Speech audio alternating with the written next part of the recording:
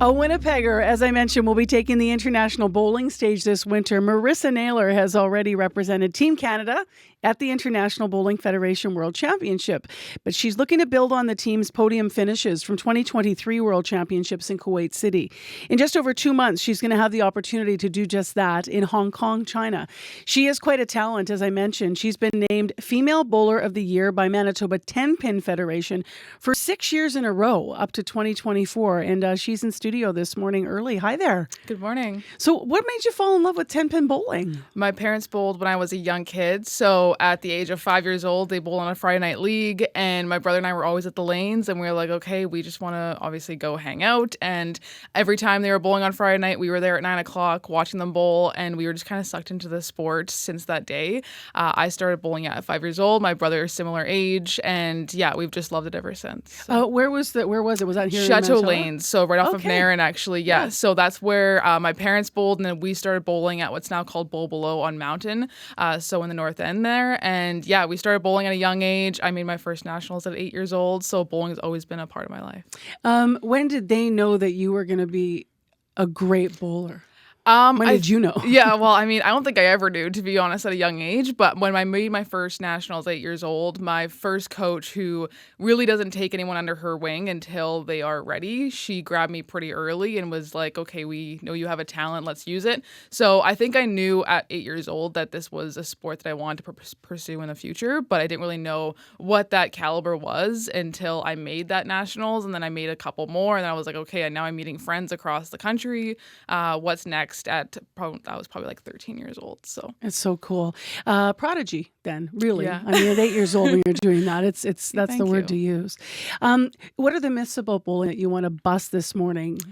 I mean, I would say the biggest thing is that bowling's for everyone, and that as much as it's a recreational sport like any other sport out there, I think that bowling is one of those things that we all can do, and that at a world level, especially in Hong Kong where we're going, it is a well-respected sport. It's well-respected in Canada. I think a lot of my colleagues who bowl, who pick it up over time in the business community, will sometimes go out to the lanes and they realize just how much of a really of a community it is, but also how much of a sport it is too, and that what you really can accomplish in bowling, just like any other sport as well. You and I were talking in the green room before you came in, and I was mentioning I have cousins in Saskatchewan who years ago were professional bowlers, and you said 5-pin or 10-pin, and I said 5. I don't think a lot of people, including myself, would realize that 5-pin in Canada has a totally different sort of presence than 10-pin, what you do, right? Yeah, so 10-pin is really a I shouldn't say Canada-wide, but worldwide sport, whereas Canada only is 5-pin.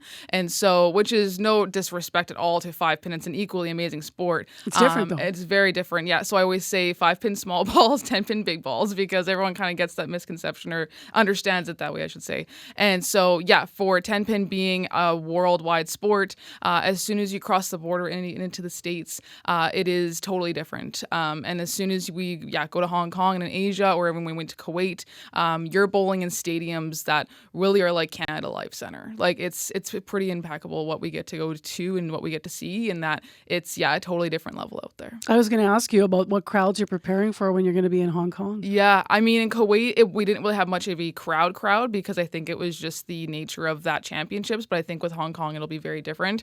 We're expecting countries from Sweden to Norway to Finland. Obviously, Malaysia is a really popular one, Korea, Singapore, and then the States, of course. So are you mentoring any young bowlers, or do you get people that you're inspiring that you hear from young bowlers across this country? I actually I was the mentor coach last year at the Canadian Youth Championships with Team Manitoba. So I've been giving back through coaching in the last few years and really stepped up, I think, the last year and a bit, because I realized that I have time for it a little bit to do that. When I was actually in bowling and I had my last year of youth league in 2020 before everything shut down, I had a lot of questions from youth if I'm going to be coaching or not. And I think as a female also in this sport, it's really important for us to give back, because that's what the children look up to when they're looking for that next step of who can actually go pursue world bowling. Can women actually do this? Especially being in small Manitoba. I know we have a very big province and a lot going on, but we're also just small Winnipeg in the big scheme of things too. And so when someone sees that, it's pretty big.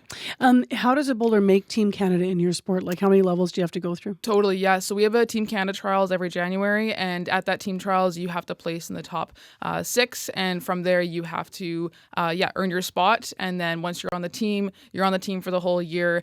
They go through a selection process for World Championships, or if it's not a World's year, it's a Pan Am year, what we call our PAPCON. And so you have to go through that selection process, and if you get selected, you go, and if you don't, you're still a part of Team Canada for the year. You're just more learning from the back end of just how to be a better bowler, but really don't necessarily get to travel. So I've been fortunate to travel the last few years. How's your training been going for this? Really good, yeah. So actually tomorrow hits the 2-month mark until we leave. So I think I'm actually going down to the States Saturday morning and going to compete in a tournament, and just, gonna start getting ready from the tournament side, because the summer was pretty slow. There wasn't too many tournaments, a lot of like off-lane practice, a lot of on-lane stuff too, just preparing for that. But I think overall it's going really well. What's it like for you to represent your country? What do you love about that aspect of things? You're wearing your jacket too this morning. If people watching on YouTube, see the Team Canada jacket. Yeah, honestly, it's a true honor, and it's something that I was saying to one of the reporters yesterday. You never take it for granted, because it's one of those things where you never really know how long you're going to be able to do it, and also just what that means to, again, the younger population of bowlers in our province and across our country. Again, being a woman and representing my country is something that is more than just representing your country. It's more just showing that next generation what is possible. And I think when we won 2 medals, or 3 medals, I should say, in Kuwait, when we came back, it really showed the next generation that anyone can do this. And so for me, it's just an honor and a privilege, and nothing that you ever want to take for granted, and that you just utilize the opportunity as much as you have it, because you can do a lot with a sport, let alone travel the world.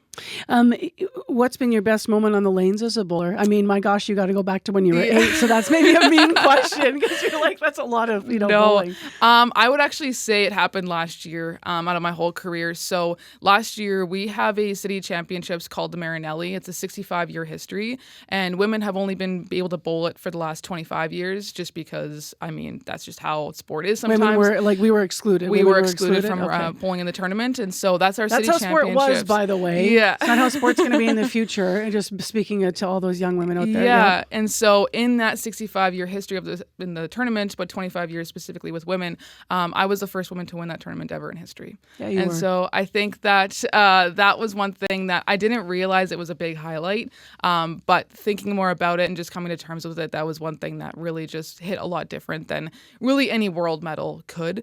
But from the world stage, it would be my top moment of 2023 in trios in Kuwait, winning bronze with my teammates. And then we also had the other women's team, because there's 2 women's teams, because we're split up into group of 6 and then a group of 3, and they won silver, we won bronze. So I think those are 2 moments that stand out in all of that. I love that you picked that. How proud were the women in your life for you about that, and maybe even the women in your life of the older generations that maybe wouldn't have had that opportunity? Yeah, I mean, one of the best bowlers, I think, in our province, Lynn Gauthier, she actually was in the tournament, and she was the first person to text me after I won the city championships, and she was like, if I wasn't going to win it, I wanted it to be you.